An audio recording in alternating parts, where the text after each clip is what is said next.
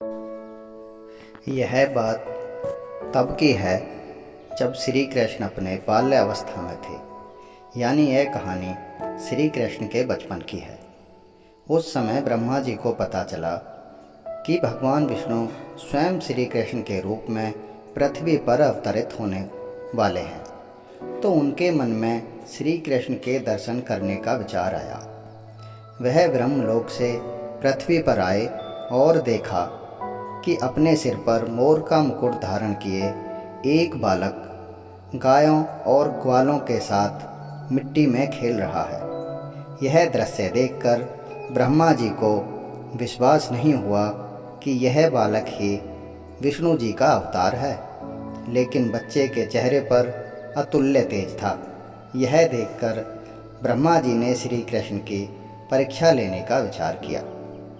उन्होंने सबसे पहले गायों को वहाँ से उठा लिया और फिर श्री कृष्ण गायों को देखने के लिए गए तो उन्होंने वहाँ खेल रहे ग्वालों को भी उठा लिया और अपने साथ ब्रह्मलोक ले गए। जब इसके कुछ देर बाद वह पृथ्वी पर वापस आए तो वहाँ का माहौल देखकर चौंक गए, क्योंकि जिन बच्चों और गायों को वो अपने साथ ब्रह्मलोक ले गए थे वे तो श्री कृष्ण के साथ पृथ्वी पर ही थे और सब खेल रहे थे। यह देखकर उन्होंने ध्यान लगाकर ब्रह्मलोक की स्थिति जाननी चाहिए। उन्होंने दिव्य दृष्टि से देखा कि सभी बालक और गाय ब्रह्मलोक में ही हैं। यह सब देखकर उन्हें श्री कृष्ण की लीला समझ में आ गई और उन्होंने हाथ जोड़कर उनसे क्षमा मांगी और साथ ही प्रार्थना की कि प्रभु मुझे अपने असली रूप के दर्शन दें। तब श्री कृष्ण ने ब्रह्मा जी को अपना विराट रूप दिखाया।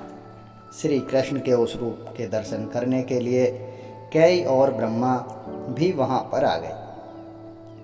उन ब्रह्मा में किसी के 3 सिर, किसी के 4 सिर तो किसी के 100 सिर भी थे। अपने अलावा अन्य ब्रह्मा को देखकर ब्रह्मदेव ने श्री कृष्ण के विराट रूप से पूछा कि प्रभु यह कैसी लीला है। तब उन्होंने कहा कि हे ब्रह्मदेव, इस जगत में केवल आप ही एक ब्रह्मा नहीं हैं। जगत के कई सारे ब्रह्मांड हैं जहाँ पर कई सारे ब्रह्मदेव मौजूद हैं और प्रत्येक का अपना अपना कार्य है।